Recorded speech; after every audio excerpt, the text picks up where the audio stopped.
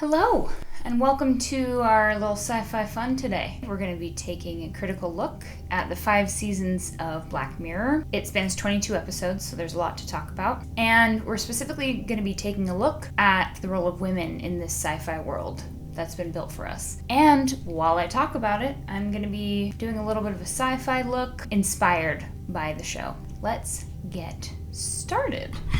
Before I launch into the show itself, I want to give a little bit of background to sci-fi in general, especially women in the world of sci-fi. Sci-fi tends to reflect the attitudes of, the given sort of time it takes place in. Creators reflect what they're feeling at the time, either consciously or subconsciously. And unfortunately, a lot of the sci-fi that's out there from past couple centuries has been mainly made by men. Of course, this is because men had the freedom to create in the first place. So that means that women's roles in these sci-fi medias were often kind of given roles as mothers or wives, or they were left out of the sci-fi stories in general.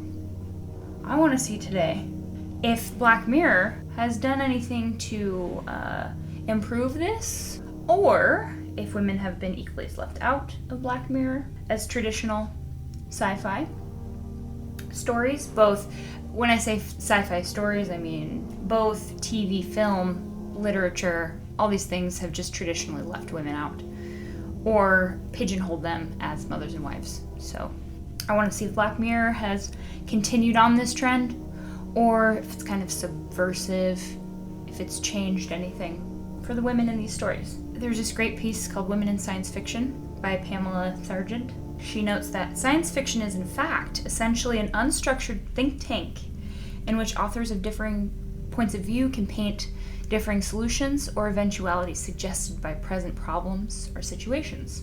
She points out that sci-fi is a great space for women because it's basically about imagining the future, what could be.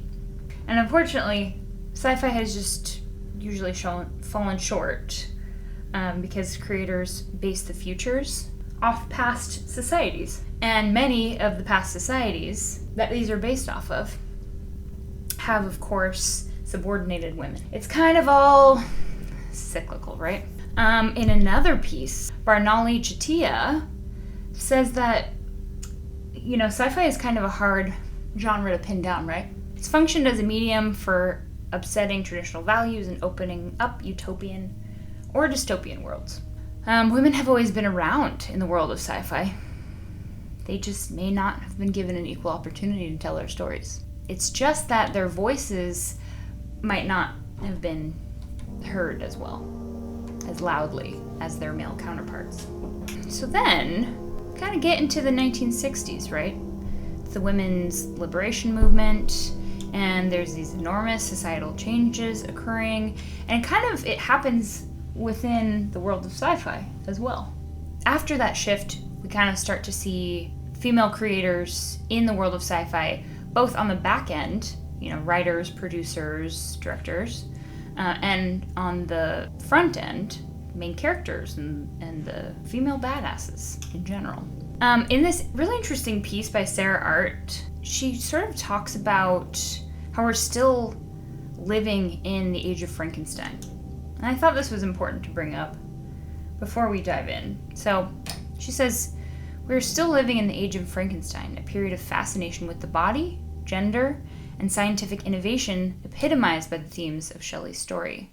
So, of course, we see this all across Black Mirror. We're obsessed with technology and the body and kind of the line between what makes a human and what makes a monster, what makes just a robot, a piece of technology. But I just thought that was interesting to note. And she says, often in Black Mirror, technology causes monstrous and frequently misogynistic behavior. It's because technology, full of promise, has not liberated us from anything. Which is interesting, because again, is technology liberating, or does it create a further prison? In a very interesting piece called Savior, how Black Mirror reflects the present more than the future. While it does have these sort of new technologies, they seem like they could be a possibility of our future, right? Black Mirror incorporates a lot of the technologies that we already have and kind of just amps them up. So anyways, we're already living in this dystopian future that Black Mirror is talking about. And some of the I think, analysis that the show creates is through the fact that, the gender roles are kind of being questioned and challenged. It kind of shows us, our own dark Black Mirror. Do you get it? Mm-hmm.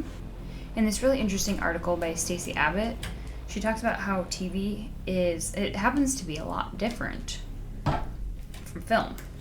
Basically, TV just tends to be a more collaborative effort, and so women don't necessarily get their singular authorship that directors get in movies. Stacey Abbott sort of talks about how women have been producers and they've been writers in sci-fi for a long time, but the directors have typically been male. I kind of held that lens up to Black Mirror. Turns out it's true. In Black Mirror, we have, out of the 22 episodes, there are only 2 episodes directed by women. That is Archangel, the second episode of season 4, and Rachel, Jack, and Ashley 2 from season 5, episode 3. The writers are also pretty dismal, the numbers. There were only 2 female writers. The majority of the episodes were written by Charlie Brooker, who's the creator of the show. The producers have better numbers. There's about 42 producer credits from women out of 105 total producing credits. So, almost half. Not as bad, but directors and writers are highly underrepresented on this show. Getting into the actual show itself, what we see in front of the screen. Now, in the episodes, there actually tends to be a lot of women represented on screen. I think either the creator or the producers, somebody is making a very concerted effort to make sure that women are represented on screen. Now, out of 22 episodes, let's see, we have 13 where women play the main characters. These are great numbers. Usually we see far less representation on screen. Sci-fi in particular struggles with having women as the main characters, just because it's typically been a male-dominated space. But Black Mirror does an excellent job of putting women in front of the camera. And not just in front of the camera in supporting roles, but in roles that are important and main focus of the entire thing, the entire episode. Now, there were only 4 episodes, unfortunately, where the main character is a woman of color. This tends to be an issue in general. Now, there are a lot of people of color in these episodes, and there are a lot of main characters who are people of color. But when it comes to women of color, there's only 4 throughout all 5 seasons. I kind of think this is a blind spot of the show, potentially. But who knows? So just to name a few of the, I wanted to give some solid examples here of the main characters that are women. We've got Be Right Back, White Bear, White Christmas, Nosedive, San Junipero, Hated in the Nation, USS Callister, Archangel, Crocodile, Hang the DJ, Metalhead, Black Museum, and Rachel, Jack, and Ashley 2. There's something interesting about the roles that women tend to play as main characters in this show. From what I saw in the episodes, there's kind of 3 types of female main characters. The first type is what I like to call the villain victim. These are characters that aren't necessarily straight up bad guys. The villain victim is either has been victimized, is being victimized, and maybe they make bad decisions, or they act in villainous ways, even if they're not necessarily a straight up bad guy. This can be kind of illustrated in an episode like Be Right Back, which is from season 2, episode 1. This is when Martha decides to order herself a new husband. She's a victim because her husband died in a very tragic car crash. She had also already lost him to social media. Throughout the beginning of the episode, he's not very present, he's always on his phone, and she's always trying to kind of get in touch with him, even though he's right in front of her. Anyways, she makes a bad decision. Basically buys a new husband in the form of this robot, which has been compared to Frankenstein, by the way. She kind of becomes the creator of this new creature. But she makes the essentially bad decision because then she tries to kill this robot, tries to make the robot kill itself. She eventually just ends up throwing it in the attic. She doesn't have it in her to get rid of it, and so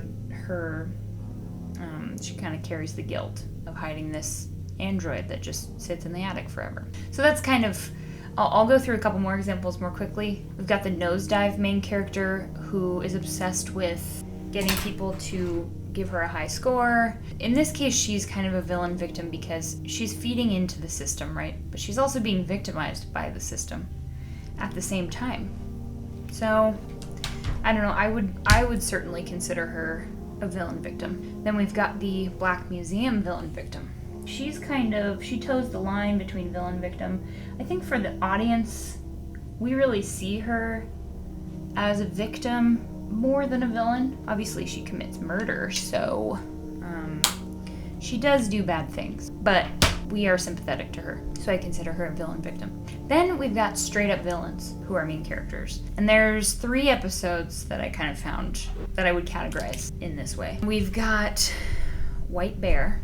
I struggled with this one because she is a victim during the episode, for sure, but we are not sympathetic to her at the end, right? Or are we? Her actions led to the murder of a little girl. At the end of the day, they parade her around, and she's a straight up villain. I don't think anyone feels bad for her, so there's her. And then we've got Crocodile, this woman, in order to cover up for a hit and run from many years back. She murders a string of people, including a baby. So, she's a straight up villain, for sure. And then, finally, we have the victim hero. When I say hero, I mean that we are 100% behind this character. They have won their own personal victory. Doesn't necessarily mean they saved anyone. So we start with, the first time I spotted this was season 3, episode 4, in the San Junipero episode. Now, of course, the main character, Kelly, has been living in this world where she's afraid to be herself, and she's been victimized by the system. In the end, she's the hero of her story. She finds a happy ending. Then we have season 3, episode 6. Hated in the Nation is the episode where people basically vote to get rid of somebody. It really centers on this investigator. In this case, she is a victim of the new technologies, really, because she can't even do her job. And she's trying her best to save these victims, but there's just really no way around it. She is a hero in the end, I would say. Not necessarily because she saved anyone, unfortunately, but because, we're on her side. Next we got USS Callister, which is an actual hero story. The main character is Nanette, and she really ends up saving the crew. Okay, so then we have Hang the DJ. We have this character who is a hero because she saves herself. Of course, she's also a victim because she's a digital copy. She's kind of in this system even though she doesn't want to be, right? That's something that we've seen kind of across the board with these characters. That's something that the show discusses. What does it mean to kind of be a slave to the other people who created your digital copy, right? That was the same with the USS Callister. He enslaves these people on the ship, and this is an interesting take. These digital copies are basically just fully autonomous people, right? They're not androids that are emotionless, right? They're actually people with feelings and emotions. They feel like they've been taken out of their bodies. They don't feel like different people or anything. I think there's something to be said here about how it feels to be a woman sometimes. Often, it feels like we don't have control of our bodies, unfortunately. It's just the world we live in. We are not completely autonomous in the world that we live in. So next up, we have Metalhead. The main character in this is a survivalist woman and she's really smart. She's definitely been victimized. She's lost her sister, and it's pretty sad. I mean, she's definitely a victim. She's also, I would say, a hero. Again, she doesn't end up being able to save anyone, but I will say that we're rooting for her throughout the whole thing. She is our hero in that episode. And last but not least, Rachel, Jack, and Ashley too, which is, of course, the story with Miley Cyrus. This one was kind of hard to determine who the main character was, right? Because it opens on the sister, Rachel, at school. But top billing goes to Miley Cyrus, and we see her inner life throughout the episode. So, are they co-stars, or is Miley's character, Ashley 2, actually the main character? For me, I decided that Ashley 2 was the main character of this episode. She has been victimized by her aunt, but Ashley 2 is a hero in the end because she exposes her aunt's dirty, dirty secrets. So these are kind of those are the main characters. So either the villain victim, the villain, straight up villain, or the victim hero. Those were kind of the three archetypes that I saw throughout all of the episodes where women were, a woman was the main character. We will get into the sort of the last nitty-gritty parts. In general, I think Black Mirror does a great job of just showing us women in different roles on screen, right? There are, of course, a lot of mothers, daughters, wives throughout these episodes, but the main characters and just the roles in general on the show, there's a very wide variety of women in positions of power. Something funny to note is that in several episodes, there's detectives, police, military people, and a lot of the times the people that are in charge are actually women. So there are a lot of women with positions of power within this universe that's been built for us. So that's the main thing that I think Black Mirror does right. It really takes the time to subvert our expectations about what we think about women and use that against us. It's kind of like the riddle. A father and son get in a car crash. They're both rushed to the hospital. The father dies, and the son is rushed into surgery. And the surgeon says, "I can't operate on this boy. This is my son. How is this possible?" And it's because the surgeon is a woman. So, Black Mirror kind of acts in the same way. I think the problematic part of Black Mirror is that there are so many female victims throughout all these episodes. The heroes are victims, the villains are victims. Seemingly, I mean, there are endless amount of female victims on this show. In fact, I counted, and this is just kind of what I noted. In my count, I found 36 instances of female victims. There aren't even that many episodes. There just happens to be a lot of female victims. That's kind of, I think, where one of the most problematic parts comes from. Women have been victimized forever. Through many, many civilizations and through time, women have been the victims, and honestly, I think it's kind of time to see something different.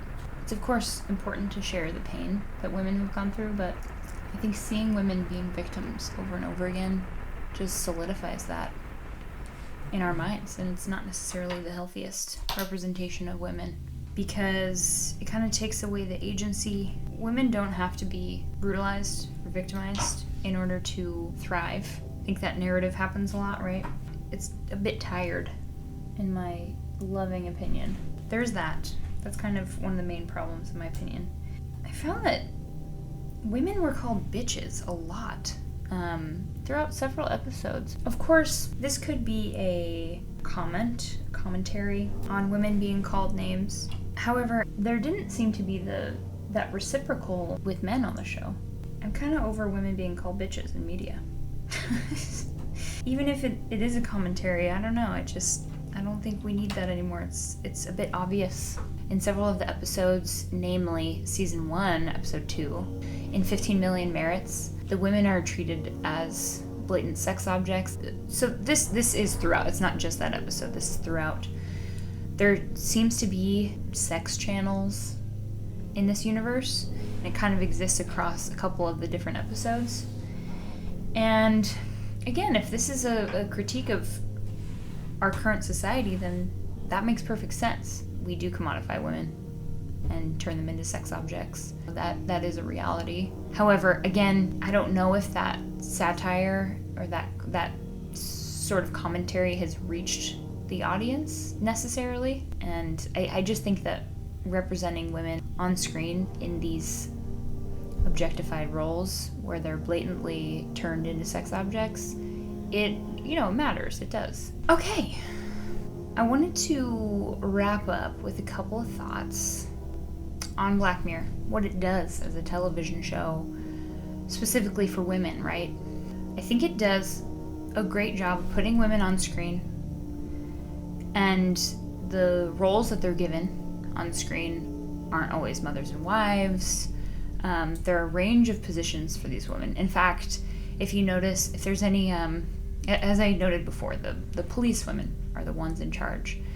If there are any set scenes where there's a boardroom, there's always at least one female exec, which is funny. I think that the creators are really trying to make an effort to put women on screen and make sure that we know that women belong in the workplace and they belong in these powerful positions. I do believe that Black Mirror does victimize the women a bit too much, either physically or psychologically. I think they are victimized more than men on this show. Women, even if they're villains, are often victimized on this show. So that's something to note. And I think the series does have a blind spot. There is diversity within the show, but the female women of color are largely left out of the main spotlight. Of course, there's a lot of women of color in the background. They do play supporting roles throughout, but I just think that there needs to maybe be a little attention paid to the women of color as the main characters in these episodes. Now for the final reveal.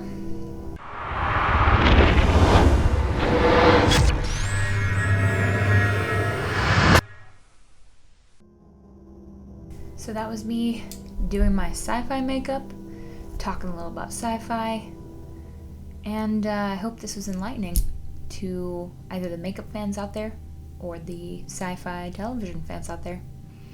Thanks for stopping by!